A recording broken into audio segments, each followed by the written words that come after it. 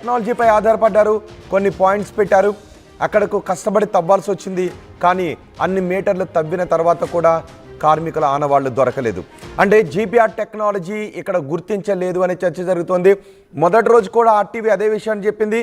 GPR technology ద్వారా వాళ్ళని గుర్తించారు, అరుగో బయటపడ్డారు అంటూ చాలా వార్తలు వచ్చేటప్పుడు ఆర్టీవీ యాక్యురేట్ సమాచారాన్ని తీసుకొని ఇది ఇంకా గుర్తించలేదు, కొన్ని అనుమానాస్పద ప్రదేశాలు మాత్రమే ఉండే అవకాశం ఉంది అని మాత్రమే భావిస్తున్నారు అంటూ యాక్యురేట్ సమాచారాన్ని ఆర్టీవీ చెప్తూ వస్తుంది. ఇప్పుడు కూడా చూస్తే జీపీఆర్ టెక్నాలజీ వీళ్ళని కార్మికుల ఆనవాళ్లను గుర్తించలేదు అనే విషయం నిరూపితమైంది. రోజు రోజుకు రెస్క్యూ ఆపరేషన్స్ కష్టంగా మారుతూ ఉన్నాయి. అయితే రెస్క్యూ ఆపరేషన్ ఎప్పుడు పూర్తవుతుందో చెప్పలేని పరిస్థితి కనిపిస్తుంది. అక్కడ రెస్క్యూ ఆపరేషన్స్లో పాల్గొంటున్న సిబ్బందిని అడుగుతున్నప్పుడు వాళ్ళు అదే చెప్తున్నారు, జీపీఆర్ టెక్నాలజీ ద్వారా సూచించిన పాయింట్లలో ఆ కార్మికుల ఆనవాళ్ళు ఉన్నాయో లేవో చెప్పలేం. ఒకవేళ జీపీఆర్ టెక్నాలజీ సూచించిన పాయింట్లలో తీరా తవ్విన తర్వాత వాళ్ళ ఆచూకీ దొరకకపోతే మొత్తం మొదటి నుంచి కూడా ఆ మట్టిని తొలగించుకుంటూ వెళ్లాల్సిందే. 150 మీటర్లలో ఉన్న ఆ మెషిన్ని మొత్తం కట్ చేసుకుంటూ వెళ్లాల్సిందే తప్ప వేరే గత్యంతరం లేదు అని అక్కడ పనిచేస్తున్న సిబ్బంది చెప్తున్నారు. ఎన్డీఆర్ఎఫ్ సిబ్బంది కానీ, సింగరేణి నుంచి వెళ్ళిన సిబ్బంది కానీ అదే చెప్తున్నారు.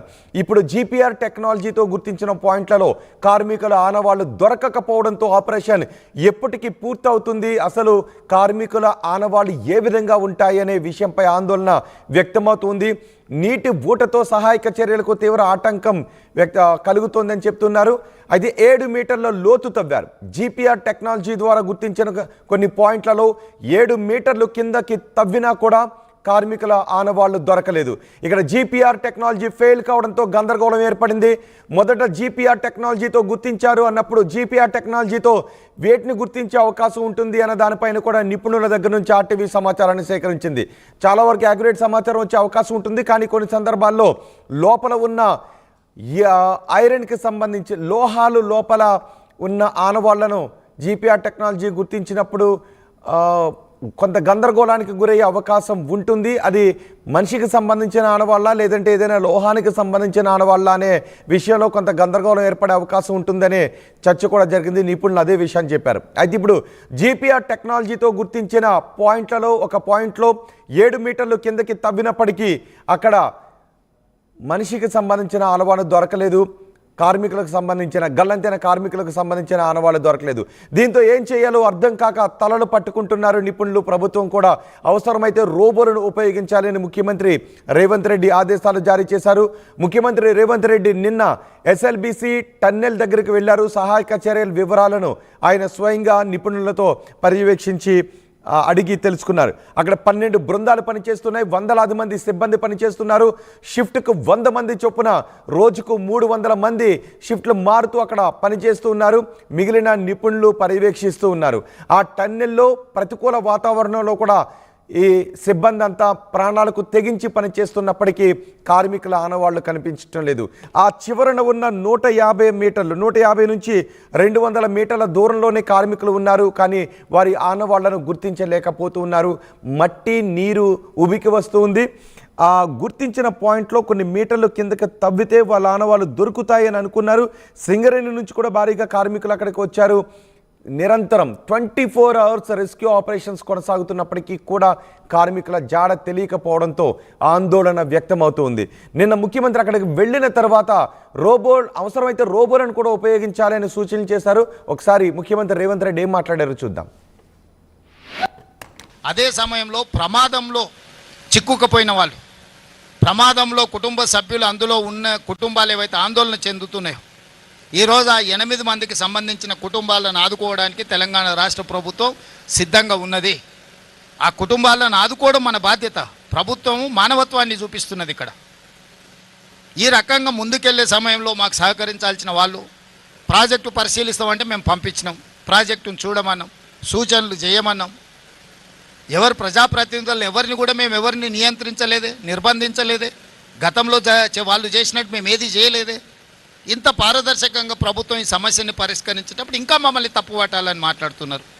ఇది ఏమాత్రం సమంజసం కాదు.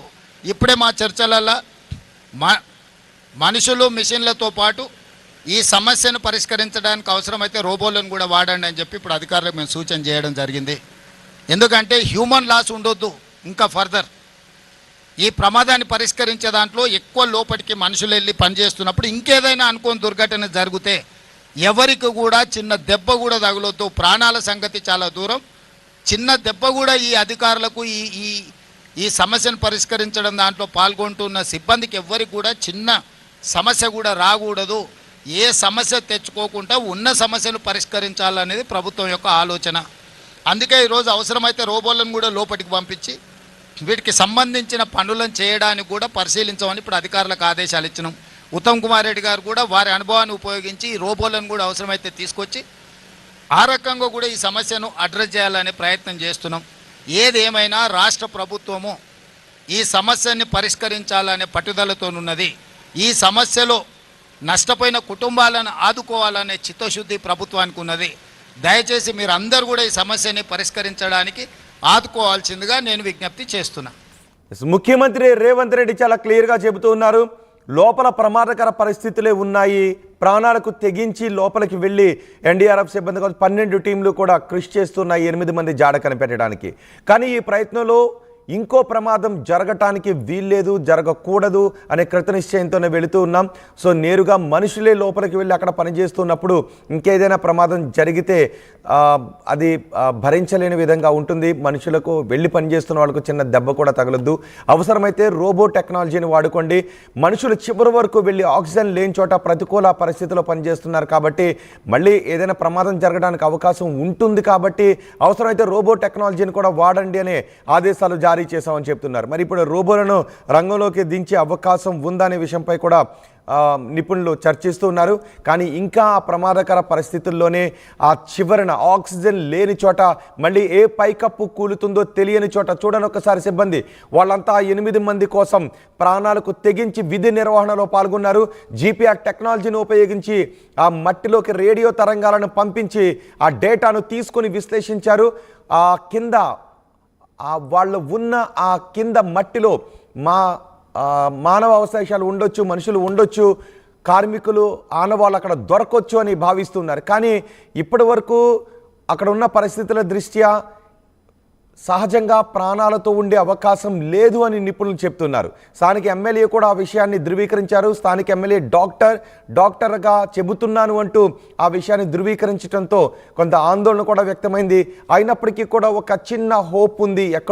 ఎక్కడైనా ఉండి ఉంటారో లోపల ఏదైనా ఒక చిన్న మెషిన్కి సంబంధించిన ఏదైనా ఖాళీలో ఇరుక్కుపోయి ఉంటే అవకాశం ఉంటుందని ఒక చిన్న హోప్ ఉంది. ఒకవేళ ఏది ఏమైనా వారి ఆనవాళ్లను మాత్రం కనిపెట్టాలి. వాళ్ళ కుటుంబ సభ్యులకు కన్నీటితో ఎదురు చూస్తున్న వాళ్ళ కుటుంబ సభ్యులకు ఈ కార్మికుల వివరాలను అందించాలి అనే కృత నిశ్చయంతో వాళ్ళు చూడండి, ఒకసారి నీళ్ళు అలా ఉబికి వస్తూ ఉన్నాయి. అలాంటి ప్రతికూల వాతావరణంలో కూడా కార్మికులు అక్కడ సిబ్బంది అక్కడ పనిచేస్తూ ఉన్నారు ఆ 8 మంది జాడ కనిపెట్టడానికి. కానీ అలా చేసే ప్రయత్నంలో మరో ప్రమాదానికి తావివ్వకూడదు. ప్రాణాపాయం సంగతి పక్కన పెడితే వాళ్ళకి చిన్న దెబ్బ కూడా తగలకూడదన్న ఉద్దేశంతోనే ప్రభుత్వం ముందుకు వెళుతూ ఉంది. ఆ సహాయక చర్యలను కొనసాగిస్తోంది. ప్రభుత్వ ఉద్దేశం ఈ 8 మంది జాడ కనిపెట్టే ప్రయత్నంలో మరో ప్రమాదానికి అవకాశం ఇవ్వకూడదు అని చెప్తున్నారు. అందుకే అవసరమైతే రోబో టెక్నాలజీని ఉపయోగించాలని అంటున్నారు. మరి రోబోని రంగంలోకి దించే అవకాశం ఉందా, దానిపై ఎటువంటి నిర్ణయం తీసుకుంటారన్నది కూడా చూడాలి. జీపీఆర్ టెక్నాలజీ ఇప్పటివరకు చేసిన ప్రయత్నంలో జీపీఆర్ టెక్నాలజీ ఫెయిల్ అయింది.